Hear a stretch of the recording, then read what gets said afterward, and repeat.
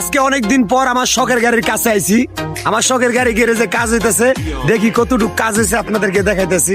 সম্ভাবনা আজকে গাড়ি বের হয়ে যাবো গ্যারেজ থেকে, ঢাকা বলিয়াপুর আছি। তো সম্পূর্ণ ভিডিওটা দেখতে থাকেন।